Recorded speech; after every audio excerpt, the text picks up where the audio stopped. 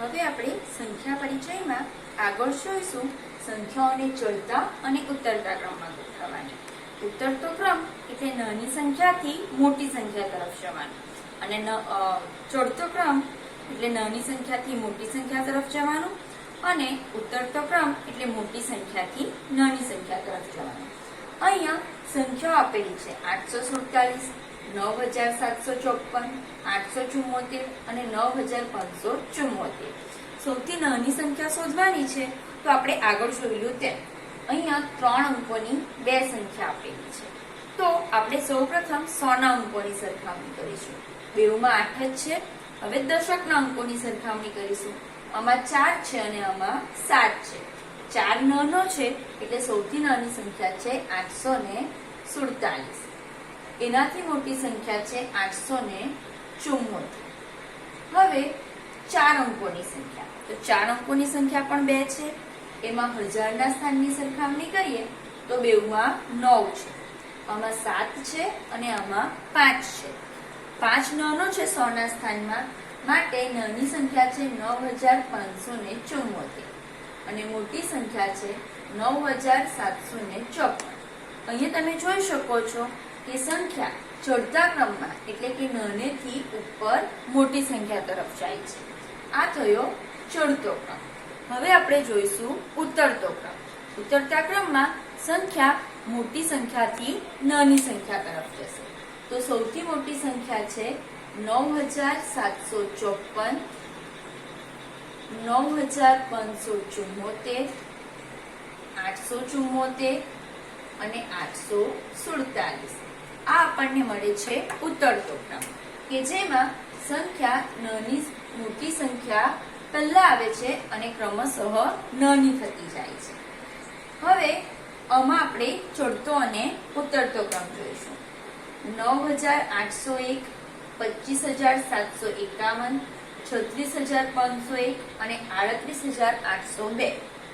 આમાં પહેલા સૌથી નાની સંખ્યા લઈશું. તો તમે જોઈ શકો છો કે 4 અંકની એક જ સંખ્યા છે 9801, માટે સૌથી નાની સંખ્યા છે. તો આપણે એને પહેલા લખીશું. હવે આપણે એનાથી મોટી સંખ્યા લેવાની છે. તો આ બધી સંખ્યા 5 અંકોની છે. તો સૌપ્રથમ આપણે 10,000 ના સ્થાનની માં રહેલ અંકની સરખામણી કરીશું. અહીંયા 2 છે, અહીંયા 3 છે અને અહીંયા પણ 10,000 ના સ્થાનમાં 3 છે. 2 નાના છે માટે નાની સંખ્યા થશે 25,751. ત્યાર પછી આ બે અંક સંખ્યાની સરખામણી કરીએ તો બેઉમાં 3 જ છે. હવે આપણે કરીશું હજારના સ્થાનની સરખામણી. અહીંયા 6 છે અને અહીંયા 8 છે, માટે નાની સંખ્યા થઈ 36,501 અને મોટી સંખ્યા થઈ 38,802. અહીંયા પણ તમે જોઈ શકો છો કે સંખ્યા ક્રમશઃ નાનીથી ઉપરની બાજુ ચડતી એટલે કે મોટી થતી જાય છે. હવે આપણે જોઈશું ઉતરતો ક્રમ, કે જેમાં સૌથી મોટી સંખ્યા પહેલા લખીશું, પછી એનાથી નાની સંખ્યા એટલે કે 36,501, 25,751 અને છેલ્લે 9,801. તમે જોઈ શકો છો કે ચડતા ક્રમમાં તમે જે સંખ્યા લખી છે તેને જ તમે પાછી ઊંધા ક્રમમાં લખો તો એ ઉતરતો ક્રમ થાય છે. હવે ત્રીજું ઉદાહરણ છે, જેમાં 2,874, 2,784, 8,274, 8,742 અને 7,284. બધી જ સંખ્યાઓ 4 અંકની છે, માટે આપણે સૌપ્રથમ હજારના સ્થાનમાં રહેલ અંકની સરખામણી કરીશું. તો તમે જોઈ શકો છો કે અહીંયા 2 છે, 8, 8 અને 7. 2 જે છે તે અંક નાનો છે, પણ એવી બે સંખ્યાઓ મળી, માટે હવે આપણે એ બે સંખ્યાઓમાં કયા સ્થાનની સરખામણી કરવી પડશે? 100 ના સ્થાનની સરખામણી. તો અહીંયા 8 છે અને અહીંયા 7 છે. 7 નાનો છે, માટે પહેલી સંખ્યા આવશે 2,784. એનાથી મોટી સંખ્યા આવશે 2,874. હવે બાકી 3 સંખ્યામાંથી કોણ નાનું છે? 8, 8 અને 7. હજારના સ્થાનમાં 7 છે એ સંખ્યા આવશે. એટલે આવશે 7284. ત્યાર પછી અહીંયા 8 8 છે હજારના સ્થાનમાં, એટલે 100 ના સ્થાનની સરખામણી કરીએ તો આમાં 2 છે અને આમાં 7 છે, માટે આવશે 8274. અને સૌથી મોટી સંખ્યા આવશે 8742. આ આપણને મળ્યો ચોડતો ક્રમ. હવે જ્યારે ઉતરતો ક્રમ લખવાનો છે તો જે સંખ્યા સૌથી છેલ્લા લખી તે આપણે પહેલા લખીશું. એટલે 8742, 8274, 7284, 2874, 2784. જ્યારે પણ તમારે સંખ્યાની સરખામણી કરવી હોય તો ક્રમશઃ 10,000, 1000, 100, એકમ, દશક ના સ્થાનની સરખામણી કરી. તમારે નાની સંખ્યા બનાવવી હોય તો તમારે જે 1000 કે 10,000 જે સ્થાનમાં તમને પૂછ્યું હોય ત્યાં નાનો અંક લેવાનો, અને મોટી સંખ્યા બનાવવી હોય તો 1000, 10,000, 100 જેટલા અંકની બનાવવી હોય તે પ્રમાણે ત્યાં મોટો અંક લેવાનો. હવે આપણે આગળ જોઈશું અંકોની અદલાબદલી. આપણને 3 અંકો 1, 8, 4 થી બનતી એક સંખ્યા આપેલી છે 184.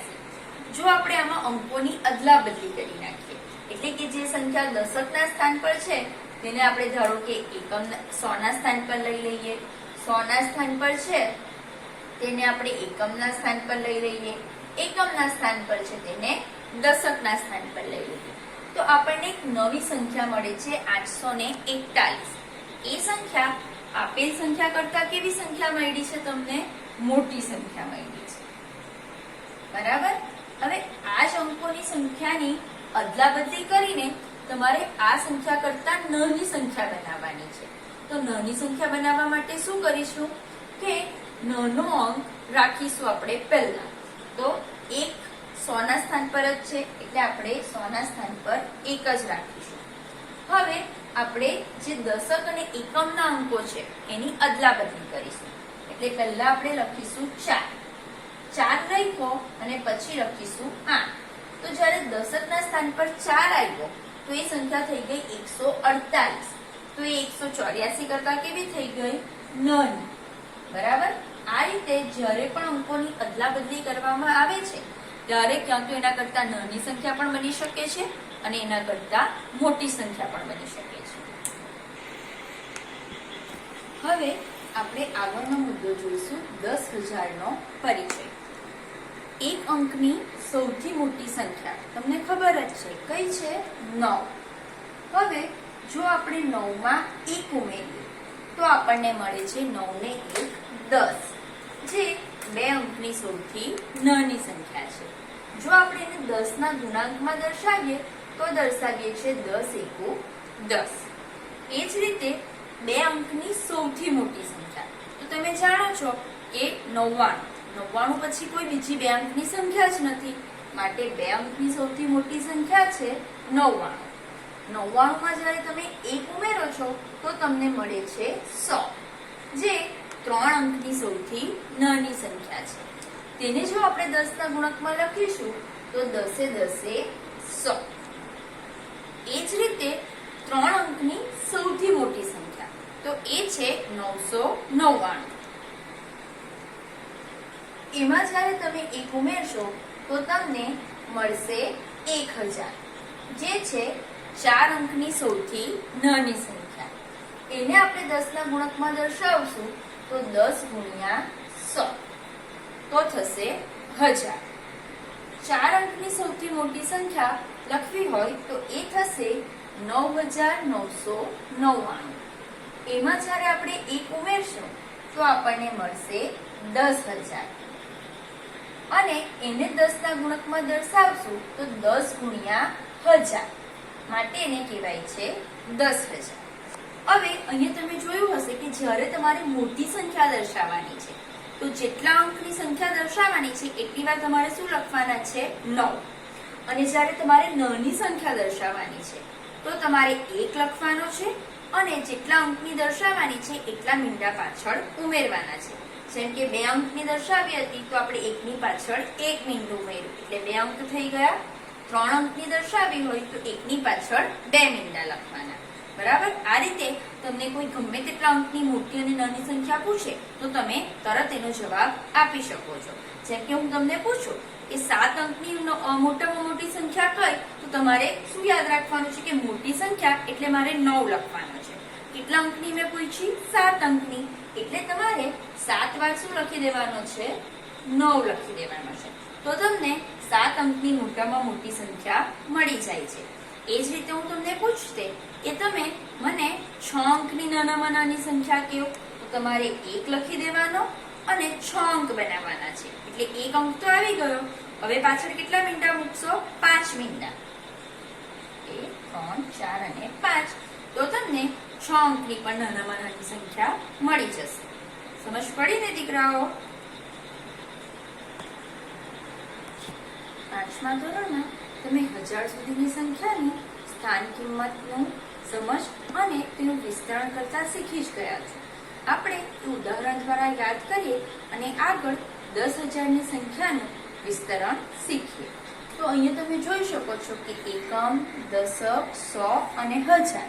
એટલે આ સંખ્યાને જો વાંચવી હોય તો વંચાશે 1000ના સ્થાનમાં 5 છે માટે 5000, 100ના સ્થાનમાં 2 છે માટે 200 અને દશક અને એકમનું સ્થાન આપણે સાથે વાંચીએ છીએ એટલે 7 8 78. હવે જો આપણે આનું વિસ્તરણ કરવું હોય તો કેવી રીતે કરતા હતા? 1000ના સ્થાનમાં 5 છે ગુણ્યા એ 1000ના સ્થાનમાં છે માટે લખતા હતા 1000.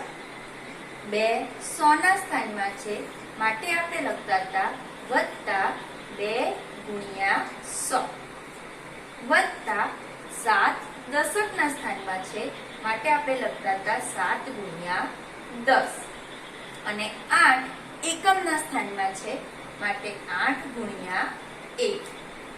હવે જે સંખ્યા છે તે જોજો. એકમ, દશક, 100, 1000 અને 10,000 એ છે 40,000. એટલે 1000 અને 10,000નું સ્થાન સાથે વાંચીએ છીએ એટલે વંચાશે 40. એટલે આપણે લખશું 40,000. 4 એ 10,000ના સ્થાનમાં છે માટે આપણે લખશું 4 ગુણ્યા 10,000. હવે જે બધી સંખ્યાઓ છે તે શૂન્ય જ છે એટલે આપણે એની સાથે જો ગુણાકાર પણ કરીશું તો 0 ગુણ્યા 1000, 0 ગુણ્યા 100, 0 ગુણ્યા 10 અને 0 ગુણ્યા 1 આવશે. હવેની સંખ્યા છે એકમ, દશક, 100, 1000 અને 10,000. 1000 અને 10,000 ને સાથે વાંચીએ એટલે આ સંખ્યાને વંચાશે 48. તો આપણે લખશું 48,000. 4 10,000ના સ્થાનમાં છે માટે 4 ગુણ્યા 10,000 અને 8 1000ના સ્થાનમાં છે માટે 8 ગુણ્યા 1000. તમે આ શૂન્ય માટે આગળ વિસ્તરણ નહીં દર્શાવો તો પણ ચાલશે. એ જ રીતે અહીંયા છે એકમ, દશક, 100, 1000 અને 10,000. 1000 અને 10,000 ને સાથે વાંચીએ એટલે થશે 7 9 79 અને આ થશે 240. એટલે આપણે લખશું 79,240. 7 10,000ના સ્થાનમાં છે એટલે 7 ગુણ્યા 10,000. 9 1000ના સ્થાનમાં છે એટલે 9 ગુણ્યા 1000. 2 100ના સ્થાનમાં છે એટલે 2 ગુણ્યા 100. 4 દશકના સ્થાનમાં છે એટલે 4 ગુણ્યા 10 અને 0 એકમના સ્થાનમાં છે એટલે 0 ગુણ્યા 1. આ જ રીતે 43,295 અને 20,085 એનું પણ આગળ વિસ્તરણ તમે તમારી જાતે ટ્રાય કરશો. હવે આપણે 1 લાખનો પરિચય મેળવીશું. તો 5 અંકની સૌથી મોટી સંખ્યા કઈ? આગળ મેં તમને શીખવ્યું છે તેમ સૌથી મોટી અંક સંખ્યા લખવાની હોય તો 9 નો ઉપયોગ કરવાનો. એટલે આપણે 9 કેટલી વાર લખીશું? 5 વાર. આ સંખ્યાને વંચાશે 99,999. એમાં જ્યારે આપણે 1 ઉમેરીશું તો આપણને 6 અંકની સૌથી નાની સંખ્યા મળશે અને આ સંખ્યાને વંચાશે 1 લાખ. હવે 6 અંકની સૌથી મોટી સંખ્યા તમે લેશો તો 6 વાર તમે 9 લો છો. આ જે સંખ્યા વંચાશે તે વંચાશે એકમ, દશક, 100, 1000, 10,000 અને લાખ. એટલે કે 9,99,999.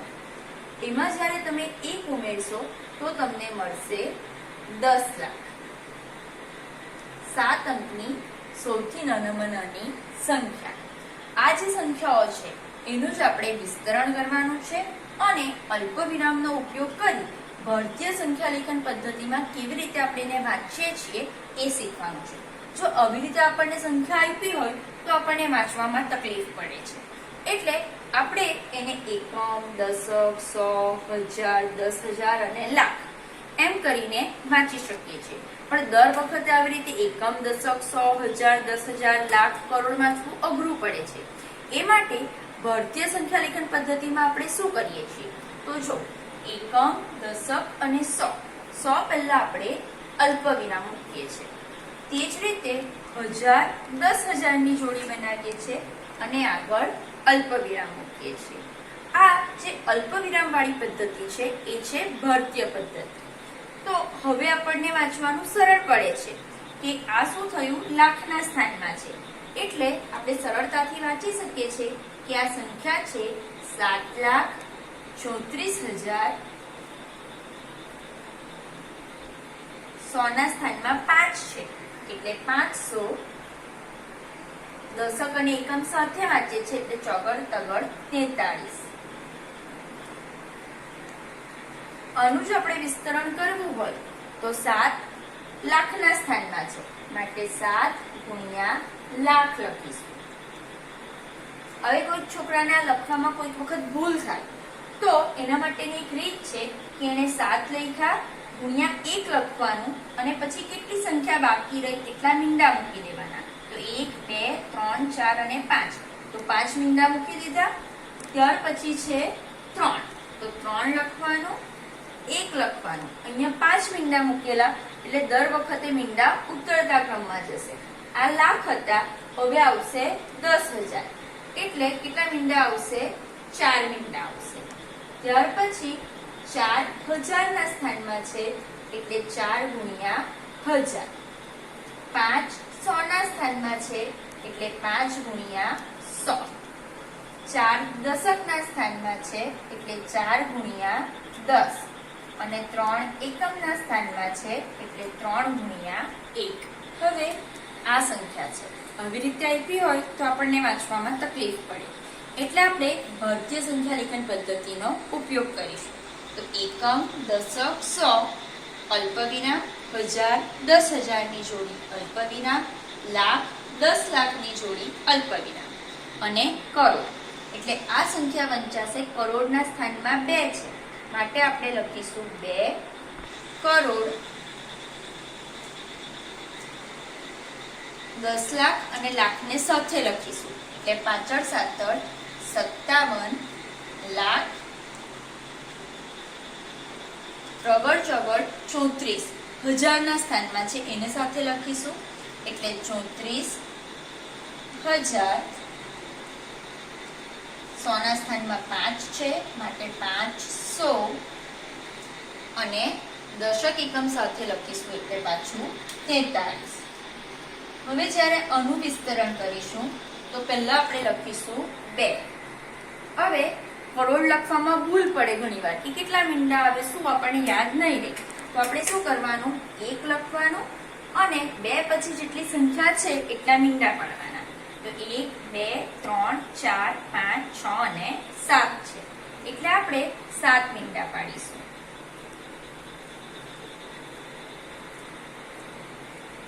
બરાબર? એટલે આ થયો કરોડ. 2 ગુણ્યા કરોડ.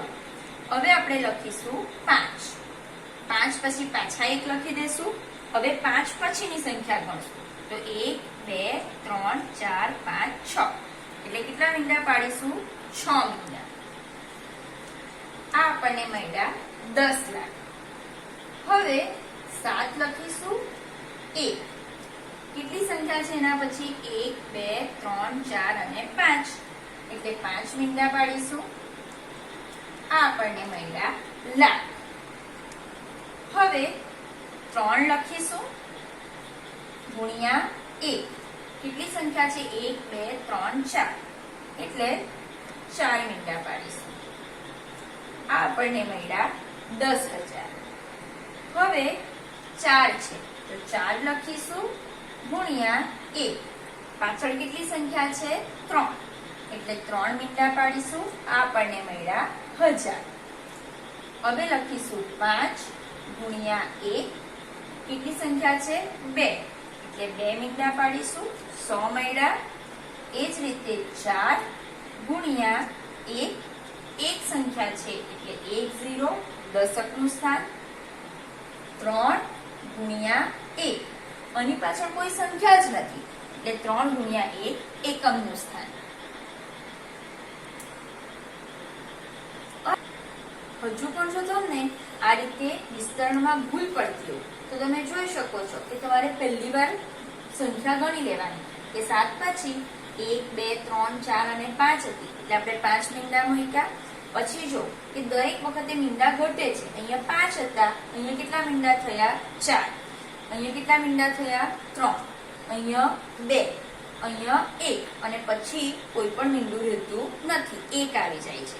એટલે જ્યારે પણ તમે વિસ્તરણ કરો તો ક્રમશઃ મીંડા ઘટાડતા જવાના છે.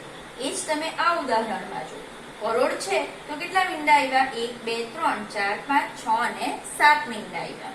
પછી 6 મીંડા, 5, 4, 3, 2, 1 અને છેલ્લે એક પણ મીંડું રહેતું નથી. તો આ રીતે તમે ભારતીય સંખ્યા લેખન પદ્ધતિથી કોઈ પણ સંખ્યા એ ગમે તેટલી મોટી હોય આપણે એને સરળતાથી વાંચી શકીએ છીએ. એટલું યાદ રાખવાનું છે કે એકમ, દશક, સો અલ્પવિરામ પાડવાનું છે. 1000 10,000 ની જોડી બનાવવાની છે. લાખ 10 લાખની જોડી બનાવવાની છે. પછી કરોડ આવશે, કરોડ 10 કરોડની જોડી આવશે અને પછી અબજ આવશે.